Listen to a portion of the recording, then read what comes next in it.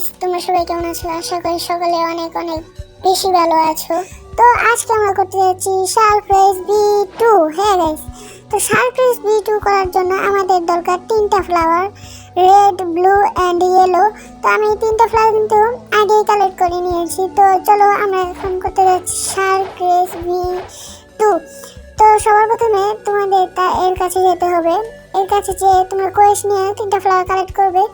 Collect করে তোমরা এই এনপিসির কাছে চলে আসবে এবং এই এনপিসিকে তোমাদের 5000 বেলি দিতে হবে। তো তোমাদের হয়ে যাবে সারপ্রাইজ B2। হ্যাঁ গাইস, তো দেখা যাক আমরা সারপ্রাইজ B2 দিয়ে আমাদের কোনো ড্যামেজ লাগে নাকি না লাগে। তো চলো। না গাইস, আমাদের ড্যামেজ লাগতেছে না, একবারই দেখতে পাচ্ছ, এবং আমার সুইমিং কিন্তু অনেক ফাস্ট হয়ে গেছে। তো আমি কিন্তু এখন সারপ্রাইজ B3 করব, আর V3 করে দেখবো যে আমাদের সুইমিং স্পিড কি আদৌ বাড়ে না আগের মতোই থাকে।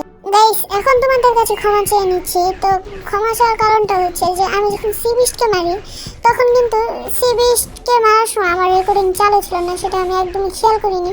এখন কিন্তু আমি যখনই মারি তখন দেখি আমার রেকর্ডিং চালু ছিল না। তো আমাদের সারপ্রাইজ B3 করার জন্য 2 মিলিয়ন বেলি থাকার প্রয়োজন, এবং এখানে একটা গোপন রাস্তা আছে, সেখানে যে রিপ্রিন্টার ছোট ভাই আছে তার সাথে কথা বলবে এবং সি বিচটাকে মারেই তোমরা এখানে চলে আসবে। এখানে চলে এসে তো তোমরা আবার তার সাথে কথা বলবে এবং তোমাদের কিন্তু তাকে 2 মিলিয়ন বেলি দিতে হবে। তো দেখাই যাক, এখানে কিন্তু আমার কাছ থেকে 2 মিলিয়ন বেলি নিয়ে নিল। তো দেখে আমাদের কিন্তু এখন হয়ে যাবে সারপ্রাইজ B3। হ্যাঁ, তো আমার হাতে কিন্তু দেখতেই পাচ্ছ মানে শার্কের মতো কি জানি থাকে না, ওইটাই মানে হাত বের হয়ে গেছে।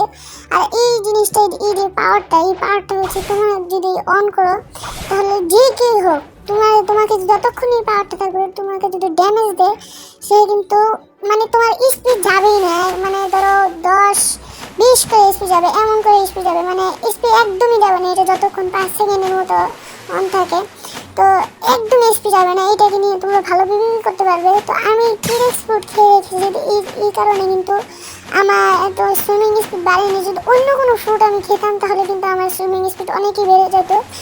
তো দেখতে পাচ্ছ আমার স্পিড কিন্তু একদমই বাড়েনি। এটার সাথে যদি আমার অন্য কোনো ফ্রুট ইকুইপ করে নিতাম তাহলে আমার কিন্তু অনেকটা স্পিড বেড়ে যেত।